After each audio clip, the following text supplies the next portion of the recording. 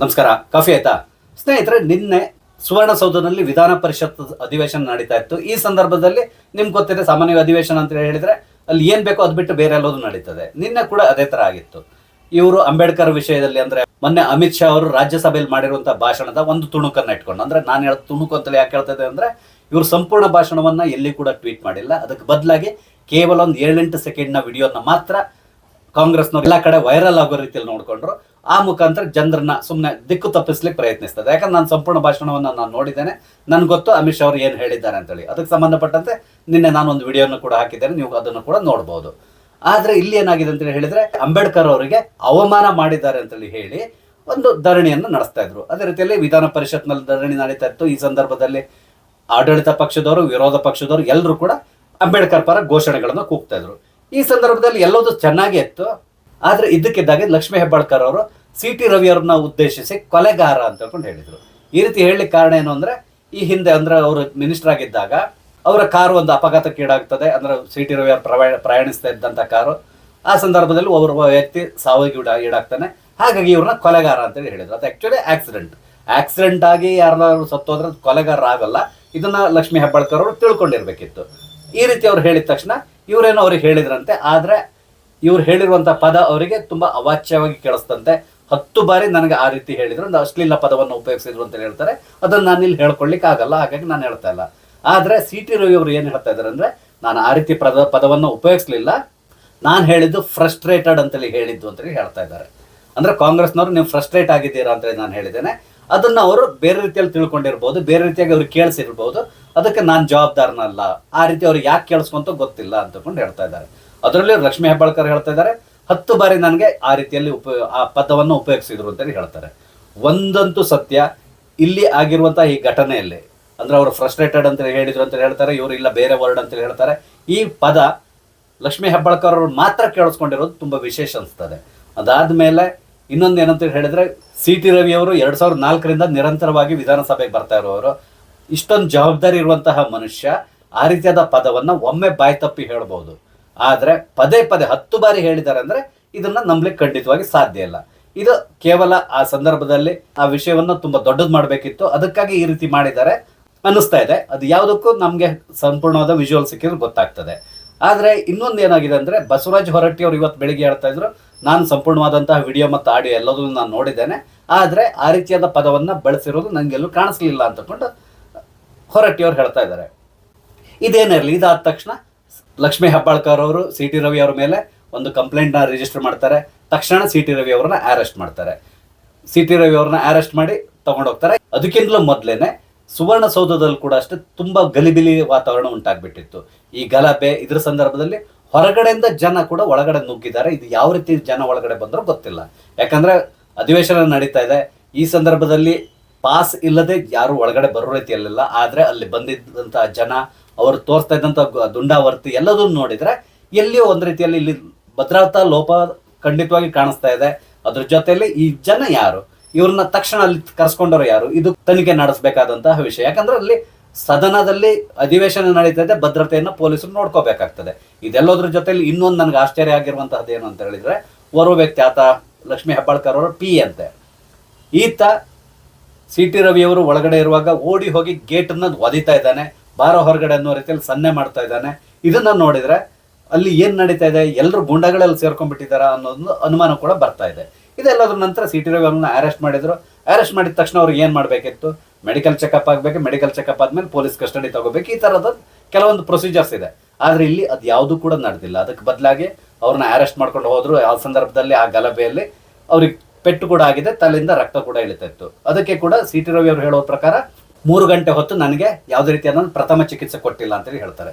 ಇಲ್ಲಿಂದ ಅವ್ರನ್ನ ಕರ್ಕೊಂಡು ಹೋದವರು ನೇರವಾಗಿ ಜಡ್ಜಿ ಎದುರುಗಡೆ ಪ್ರೊಡ್ಯೂಸ್ ಮಾಡ್ಬೇಕು, ಇಲ್ಲ ಪೊಲೀಸ್ ಕಸ್ಟಡಿಯಲ್ಲಿ ಇಟ್ಕೋಬೇಕು. ಆದ್ರೆ ಇಲ್ಲಿ ಏನ್ ಮಾಡಿದ್ದಾರೆ ಅಂತ ಹೇಳಿದ್ರೆ, ಅವ್ರನ್ನ ಇಡೀ ಬೆಳಗಾಂನ ಸುತ್ತಾಡಿಸಿದ್ದಾರೆ. ರಾತ್ರಿ ಎಲ್ಲ ಕಾರ್ನಲ್ಲಿ ಅವ್ರನ್ನ ಕೂರಿಸ್ಕೊಂಡು ಸ್ಟೇಷನ್ ಟು ಸ್ಟೇಷನ್ ಹೋಗಿದ್ದಾರೆ. ಕೆಲವೊಂದು ನಿರ್ಜನ ಪ್ರದೇಶದಲ್ಲಿ ಕರ್ಕೊಂಡು ಹೋಗಿ ನಿಲ್ಸ್ಕೊಂಡಿದ್ದಾರೆ. ಅಲ್ಲಿ ಆ ಸಂದರ್ಭದಲ್ಲಿ ಅವ್ರಿಗೆ ಹೊರಗಡೆ ಪೊಲೀಸ್ಗಳು ಬಿಟ್ಟು ಅವ್ರಿಗೆ ಫೋನ್ನಲ್ಲಿ ಮಾತಾಡ್ತಾ ಇರೋದು, ಇದೆಲ್ಲದನ್ನು CT ರವಿ ಅವರು ಶೇರ್ ಮಾಡ್ಕೊಂಡು, ಯಾಕಂದ್ರೆ ಅವ್ರ ಕೈಲಿ ಮೊಬೈಲ್ ಇತ್ತು, ಆ ಮೊಬೈಲ್ನವರು ಎಲ್ಲದನ್ನು ಚಿತ್ರೀಕರಿಸಿಕೊಂಡು ಟ್ವೀಟ್ ಮಾಡಿದ್ದಾರೆ. ಅದೇ ರೀತಿಯಲ್ಲಿ ಅವ್ರು ಕೊಟ್ಟಿರುವಂತಹ ಹೇಳಿಕೆಗಳು ಕೂಡ ಅದರಲ್ಲಿದೆ. ಅಂದ್ರೆ ಇಲ್ಲಿ ಏನ್ ಅನ್ಸ್ತದೆ ಅಂತ ಹೇಳಿದ್ರೆ, ಪೊಲೀಸರು ಈ ರೀತಿಯಲ್ಲಿ ಯಾಕೆ ನಡ್ಕೊಂಡ್ರು, ಒಮ್ಮೆ ಮೊದಲಿಗೆ ಬಂದಿರೋದು ಏನಂದ್ರೆ ಮೀಡಿಯಾ ಮುಖಾಂತರ ಬಂದಿರುವಂಥ ನ್ಯೂಸ್ ಇಂದ ರಾತ್ರಿ 10-11 ಗಂಟೆವರೆಗೆ ಅವ್ರನ್ನ ಬೆಂಗಳೂರಿಗೆ ಕರ್ಕೊಂಡು ಬರ್ತಾ ಇದ್ದಾರೆ. ಅಂದ್ರೆ ಇಲ್ಲಿ ಜನಪ್ರತಿನಿಧಿ ಕೋರ್ಟ್ ಇದೆಯಲ್ಲ ಅಲ್ಲಿ ಹಾಜರುಪಡಿಸ್ಲಿಕ್ಕೆ ಕರ್ಕೊಂಡು ಬರ್ತಾ ಇದ್ದಾರೆ ಅಂತಕೊಂಡು ಹೇಳಿದ್ರು. ಆದ್ರೆ ಬೆಳಿಗ್ಗೆ ನೋಡಿದ್ರೆ ಬೇರೆದಾದಂಥ ವಿಷಯ ಇದೆ. ಅವ್ರನ್ನ ಬೆಳಗಾಂನಲ್ಲೇ ಸುತ್ತಾಡಿಸ್ತಾ ಇದ್ರು ರಾತ್ರಿ ಎಲ್ಲ, ಅವ್ರಿಗೆ ನಿದ್ದೆ ಮಾಡ್ಲಿಕ್ಕೂ ಕೂಡ ಬಿಟ್ಟಿಲ್ಲ ಅಂತೇಳಿ ಹೇಳ್ತಾ ಇದ್ದಾರೆ. ಓರ್ವ ಜನಪ್ರತಿನಿಧಿಯನ್ನ ಈ ರೀತಿಯಾಗಿ ಯಾಕೆ ನಡ್ಸ್ಕೊಂಡ್ರಿ ಇವರು, ಇದು ಕೂಡ ಕ್ವಶನ್ ಮಾಡಬೇಕಾದಂತಹ ವಿಷಯ ಆಗಿದೆ.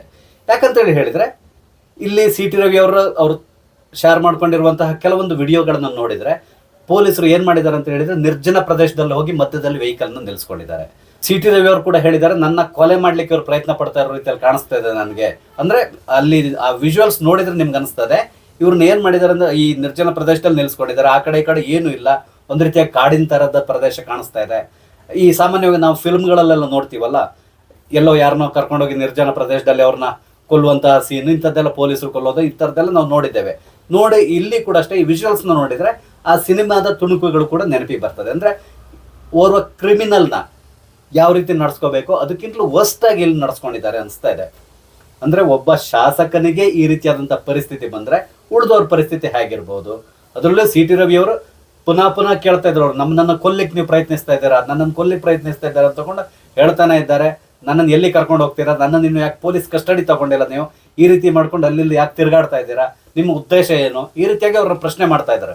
ಆದ್ರೆ ಪೊಲೀಸರು ಯಾವುದೇ ರೀತಿಯಾಗಿ ಸರಿಯಾದ ರೀತಿಯಂತ ಉತ್ತರವನ್ನು ಕೊಡ್ತಾ ಇರಲಿಲ್ಲ. ಟೋಟಲ್ ಆಗಿ ನೋಡಿದ್ರೆ ಇಲ್ಲಿ ಬಹಳಷ್ಟು ಡೌಟ್ಸ್ಗಳು ಕೂಡ ಕ್ರಿಯೇಟ್ ಆಗ್ತಾ ಇದೆ. ಯಾರನ್ನೇ ಆಗಲಿ ಅರೆಸ್ಟ್ ಮಾಡಿದ್ರೆ ತಗೊಂಡೋಗಿ ಸ್ಟೇಷನ್ನಲ್ಲಿ ಇಡಬೇಕು, ಅಥವಾ ಬೇರೆ ಇನ್ನೇನಾದ್ರು ಈಗ VIP ಗಳಾದ್ರೆ ಅವ್ರನ್ನ ಎಲ್ಲ ಒಂದು ಕರ್ಕೊಂಡೋಗಿ ಕೆಲವೊಮ್ಮೆ ಸೀಕ್ರೆಟ್ ಜಾಗದಲ್ಲಿ ಇಡ್ತಾರೆ. ಯಾಕಂದ್ರೆ ಭದ್ರತಾ ವಿಷಯದಲ್ಲಿ ಅಂದ್ರೆ ಈ ಕಾರ್ಯಕರ್ತರು ಇವರೆಲ್ಲ ಬರ್ಬೋದು, ಈ ರೀತಿಯಾದ ಒಂದು ಸಮಸ್ಯೆ ಆಗ್ಬೋದು ಅಂತ ತಿಳ್ಕೊಂಡು ಅವ್ರನ್ನೆಲ್ಲ ಒಂದು ಗೆಸ್ಟ್ ಹೌಸ್ ನಲ್ಲಿ ಇಟ್ಬಿಡ್ತಾರೆ. ನೆಕ್ಸ್ಟ್ ಡೇ ಬೆಳಿಗ್ಗೆ ತಗೊಂಡ್ಬಂದು ಅವ್ರನ್ನ ಕೋರ್ಟಿಗೆ ಪ್ರೊಡ್ಯೂಸ್ ಮಾಡ್ತಾರೆ. ಇದು ನಿಜವಾದಂತಹ ರೀತಿ. ಆದ್ರೆ ಇಲ್ಲಿ ಏನಾಗಿದೆ, ರಾತ್ರಿ ಎಲ್ಲ ಅವ್ರನ್ನ ರಸ್ತೆಯಲ್ಲಿ ಓಡಾಡಿಸ್ಕೊಂಡಿದ್ರು. ಎಲ್ಲಿಯಾದ್ರೂ ಈ ಸಂದರ್ಭದಲ್ಲಿ ಒಂದು ಅಪಘಾತ ಆಗಿ ಸಿ ಟಿ ರವಿ ಅವರಿಗೆ ಏನೋ ಪೆಟ್ಟಾಯ್ತು, ಆವಾಗ ಪೊಲೀಸ್ ಡಿಪಾರ್ಟ್ಮೆಂಟ್ ಏನ್ ಮಾಡ್ತಾ ಇತ್ತು, ಇವ್ರನ್ನೆಲ್ಲರನ್ನು ಸೇರಿಸಿ ಸರ್ಕಾರದವರು ಸಸ್ಪೆಂಡ್ ಮಾಡಿಬಿಡ್ತಾ ಇದ್ರು, ಅದಂತೂ ಗ್ಯಾರಂಟಿ. ಅಥವಾ ಯಾರಾದ್ರೂ ಬೇಕಂತೇಳಿನೇ ಇವರ ವೆಹಿಕಲ್ಗೆ ಹೊರಗೆ ಬೇರೆ ಒಂದು ವೆಹಿಕಲ್ ಇಂದ ತಗೊಂಡ್ಬಂದು ಹೊಡೆದ್ರು, ಒಂದು ಆಕ್ಸಿಡೆಂಟ್ ಮಾಡಿಸಿದ್ರು ಅಂತ ಇಟ್ಕೊಳ್ಳಿ. ಯಾಕಂದ್ರೆ ಅಲ್ಲಿ ನಡೀತಾ ಇರುವಂತಹ ವಿದ್ಯಮಾನ ನೋಡಿದ್ರೆ ಆ ತರ ಕೂಡ ಆಗುವ ಸಾಧ್ಯತೆಗಳಿದ್ದಿತ್ತು. ಆ ತರ ಆಗಿದ್ರೆ ಆ ಸಂದರ್ಭದಲ್ಲಿ ಪೊಲೀಸ್ ಡಿಪಾರ್ಟ್ಮೆಂಟ್ ಅವ್ರು ಏನ್ ಮಾಡ್ತಾ ಇದ್ರು, ಯಾವ ರೀತಿಯಲ್ಲಿ ಉತ್ತರ ಕೊಡ್ತಾ ಇದ್ರು. ಒಂದ್ ವೇಳೆ ಬೆಂಗಳೂರಿಗೆ ಅವ್ರು ಕರ್ಕೊಂಡು ಬರ್ತಾ ಇರುವಾಗ ರಸ್ತೆಯಲ್ಲಿ ಏನೋ ಒಂದು ಅಪಘಾತ ಆಯ್ತು ಅಂದ್ರೆ ಅದು ಬೇರೆ ತರ. ಇಲ್ಲಿ ಹಾಗಲ್ಲ, ಬೆಳಗಾಂನಲ್ಲೇ ಸುತ್ತಿಸ್ತಾ ಇದ್ರು.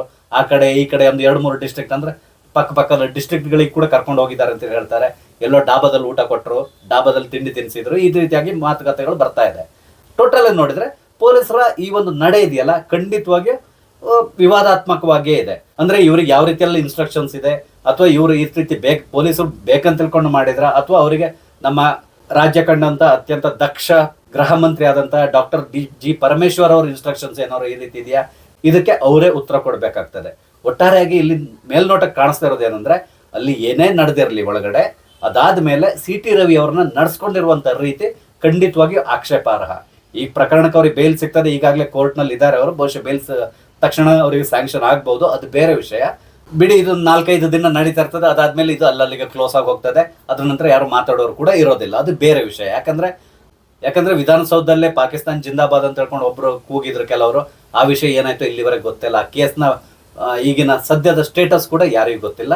ಆ ತರ ಇರುವಾಗ ಇದು ಕೂಡ ಅದೇ ತರ ಆಗ್ಬೋದು ಈ ಕೇಸ್ ಕೂಡ.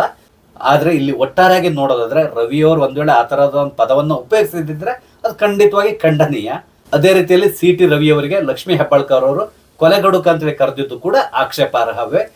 ಯಾವುದಕ್ಕೂ ಇವರೆಲ್ಲರೂ ಕೂಡ ಅಷ್ಟೇ ತಮ್ಮ ನಾಲಿಗೆ ಮೇಲೆ ಹಿಡಿತಾ ಇಟ್ಕೊಂಡಿದ್ರೆ ತುಂಬಾ ಒಳ್ಳೇದು. ಆದ್ರೆ ಇತ್ತೀಚಿನ ದಿನಗಳಲ್ಲಿ ನಾವು ಗಮನಿಸ್ತಿರೋದು ಅಂದ್ರೆ ಎಲ್ಲಾ ರಾಜಕಾರಣಿಗಳು ಅಷ್ಟೇ ತಮ್ಮ ನಾಲಿಗೆ ಮೇಲಿನ ಹಿಡಿತವನ್ನ ಕಳ್ಕೊಂಡಿರೋದು. ಯಾಕಂದ್ರೆ ಮೊದ್ಲು ಯಾವ ರೀತಿ ರಾಜಕಾರಣಿಗಳು ಇರ್ತಾ ಇದ್ರು, ಈಗ ಯಾವ ರೀತಿ ಇದ್ದಾರೆ ನಿಮ್ಗೆಲ್ರಿಗೂ ತುಂಬಾ ಚೆನ್ನಾಗಿ ಗೊತ್ತಿದೆ.